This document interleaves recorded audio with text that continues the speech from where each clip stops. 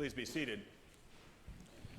I know that during that hymn, those of you who grew up Southern Baptist were like, oh, should I start walking down the aisle yet for your altar call? Anyway, please join me in a word of prayer.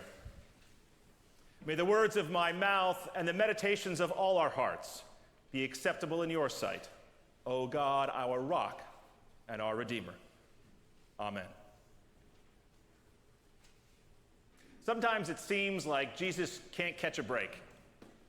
I mean, our text for last Sunday, there you had Jesus who was confronting the evil spirit in Capernaum in the synagogue, and then he was healing all night long. Then he barely slept, got up, prayed early in the morning, goes out, and he's out there on the roads of Capernaum when what happens? This leper appears. You can imagine the crowd like making space for the leper, not wanting to touch him. As he comes forward, stops Jesus, gets down on his knees, and begs him, if you will it, make me clean. And it's interesting, Jesus' reaction, there's variant readings on this. Some texts say his reaction was he was angry. Other texts say he was moved with pity. And I'd like to think it's like somewhere in between, where he's like, oh, I have pity for this person, but boy, gosh, can't I just hang out with my friends sometimes? Now, leprosy in the ancient world, as best as folks can tell, referred to a variety of skin diseases. So it's more than just what we think of as leprosy today, some of which would have been very serious and others of which far less serious. But the prescriptions around people who were lepers were pretty clear.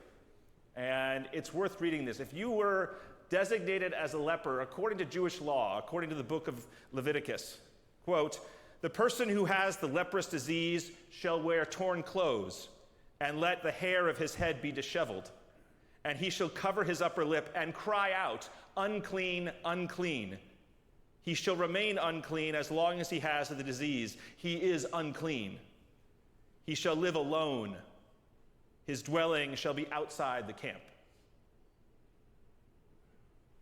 So in addition to having a disease, again, of varying levels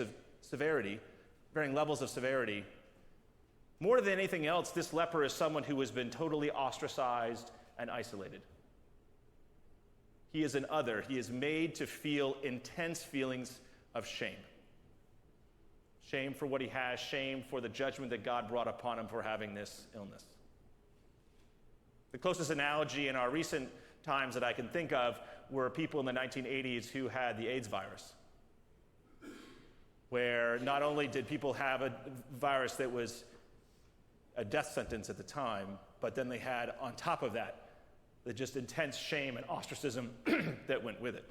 In Houston, Texas, I remember talking with folks who'd been around for a long time, and at the community hospital, which is one of the few places they allowed AIDS patients to go back then, they would put all their hospital beds down on the floor with the morgue so they didn't have to be near the other patients.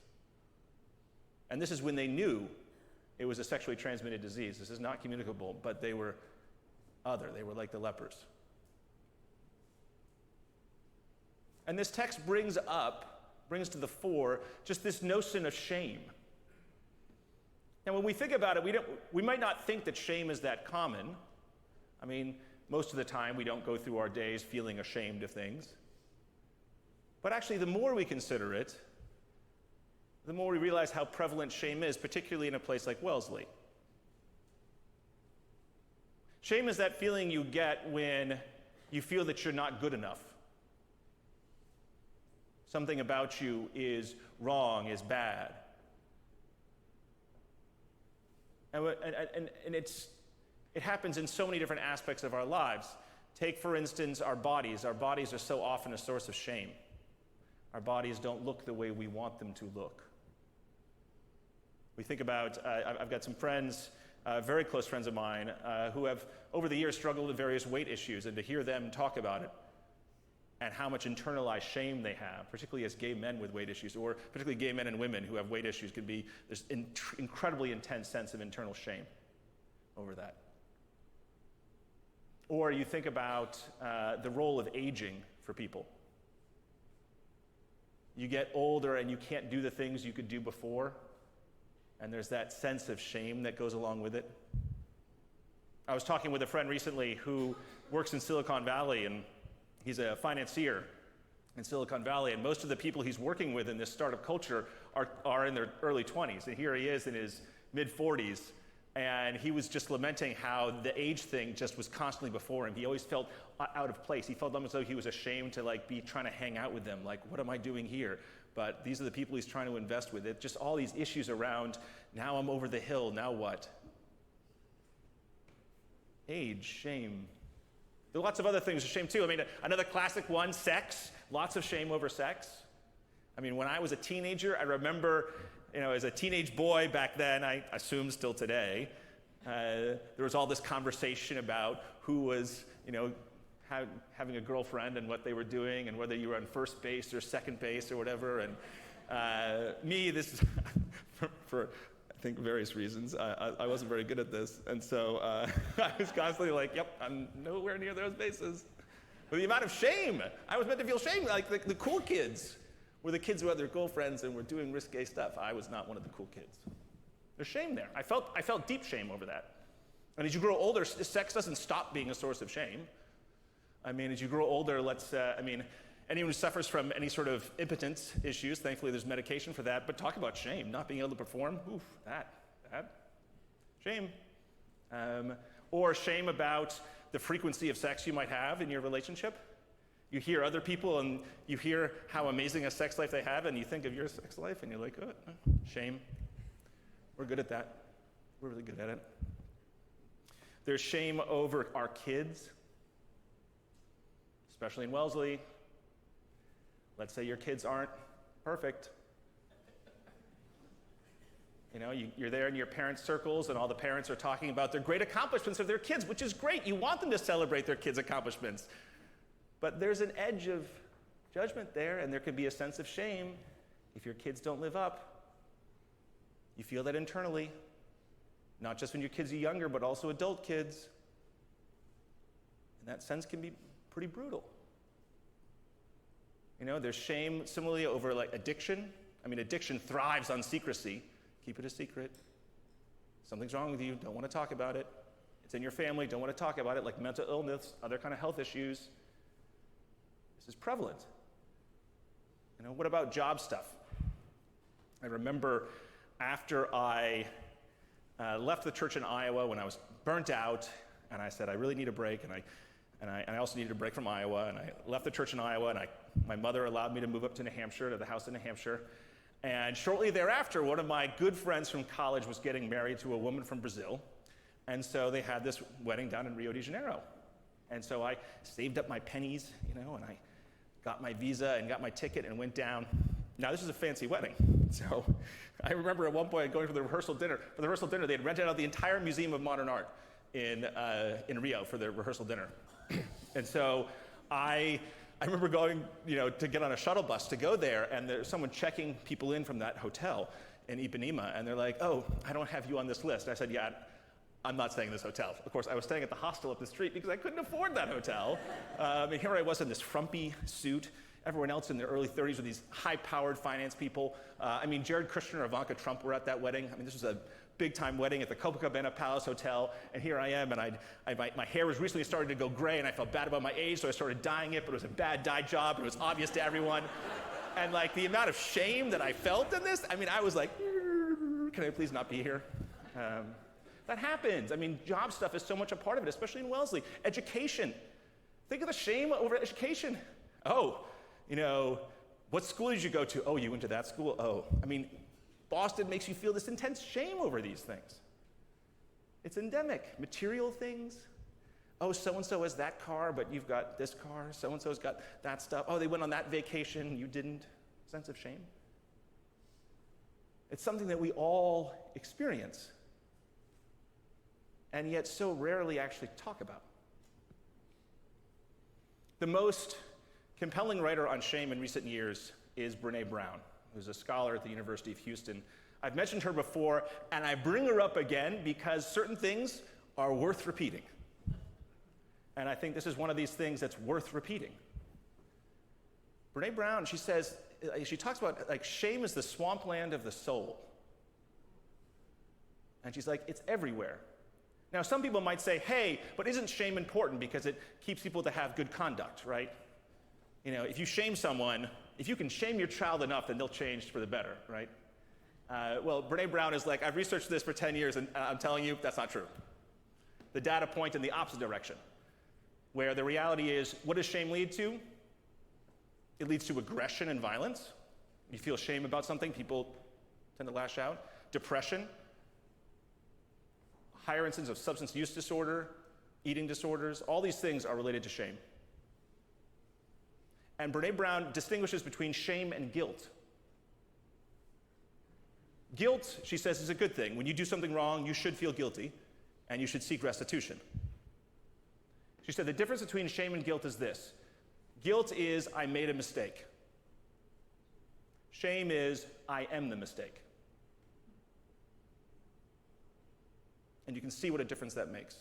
You do something wrong, which everyone does, and you can say, hey, I made that one mistake, or I am somehow faulty, and what that does to people. She also distinguishes, and I think this is fascinating, in her research, the differences in shame between men and women, because men and women experience shame in different ways. So she said, for women, there is this expectation, this need to always be perfect, to do everything effortlessly without breaking a sweat. To carry on a job, plus run everything in the home, plus be an amazing mother, plus be an amazing volunteer, and all along just be like, oh, everything's great. Can't let them see you sweat. She said the expectations, the norms on the women that she's talked to, that there are expectations that women are always nice. Women are supposed to be nice, supposed to be modest, thin. They're supposed to use their resources towards their personal appearance. These are their expectations they feel. If they don't do that, ooh, shame. For men, the people that she talked to, what's the worst thing for a man? To be weak. To be weak in any way, to show weakness. So men are never supposed to show emotions. They're supposed to have a primacy of work, pursuit of status. Even violence is like a common thing, like the appropriate use of violence and aggression. That's what men are supposed to do. But you can see how much this poisons society, how much it poisons our souls, and we just let that swampland just carry on in our lives. So what are we to do? What do we do about this situation? It's right in the gospel, actually. What does Jesus do when this leper comes? He does the one thing that no one's ever supposed to do with a leper. He touches him. He touches him and pronounces him clean. That's what he does. Brene Brown says the antidote to shame is connection. Connection formed through empathy. You think of how releasing that can be. And this is where churches play such a big role. If we are going to be churches that follow in the footsteps of Jesus, we have to be places where people can talk about the things that they're ashamed of and know that that's heard in an empathetic way. We need to be places where people are allowed to be vulnerable about some of these things so they can find that connection and find that healing. That's what churches need to do. That's what Jesus did. And it does happen. It happens all the time here. After the last Easter sermon I preached, someone reached out to me, Dan Thornton, a member of the church, reached out to me. And Dan sat down and he said, I want to talk about myself. And one of the things Dan mentioned to me in our first meeting was that he's an alcoholic. And he mentioned one time in service where he got up and he testified to that. And what's interesting is Dan mentioned this, but I had also heard from several other people about this incident where Dan did that, where he had the courage to put himself out there, be vulnerable, and say, I suffer from addiction, this is my story. And what's amazing is when that happened, there were others in the congregation who either themselves or family members had wrestled with addiction, could find that connection. It's incredible what can happen. In the First Church in Somerville, when Molly Basquette was the minister there, the way they did their prayer of confession was, and they may still do it that way now, the way they did their prayer of confession is someone would get up and talk about a moment in their lives where they felt separation from God. Again, sin is separation, where they felt separation from God. Then there'd be a time of silent prayer, and then someone would say, as an assurance of pardon, this is how I found my way back to God. And it's someone being very vulnerable, but it created this incredible atmosphere in a congregation. Now, for most people, they don't want to share things in a space like this, which is fine. But we do need to have moments where there be small groups. This is the whole thing about forming connection. Parents who can talk about the real issues of being a parent. You know, parents who have kids who are going through stuff who can talk to other people who understand. You know, people who are grieving who can talk to other people who understand. People who have spouses or their close family members who are sick and they're dealing with that. You know, people who are out of work and can talk to other folks and actually have a sense of self in the midst of that. These are the things that churches need to do because this is what Jesus did. And it's amazing what happens, again, the healing that can happen when you can find that empathetic presence. And it's a risk. It's a risk being vulnerable. But that's why we need to create a space where those risks are welcomed. Now, Jesus knew that this came with risks. He touches the leper. Now, he tells the guy to go see the priest. So the guy's like, nope, not going to do that in the text. And then Jesus can't go to the cities anymore. Presumably because he's now got himself crossways with the priestly authorities. Not only that, people know that he touched a leper. Do you really want to go near Jesus? So he's out in the countryside. But what's interesting is, in spite of the fact that he might be, oh, Jesus did this to the leper, people still go and seek him out. Because people want to hear that word, be made clean. Let's see what we can do to make this space a continuing space where we can hear that message to be made clean.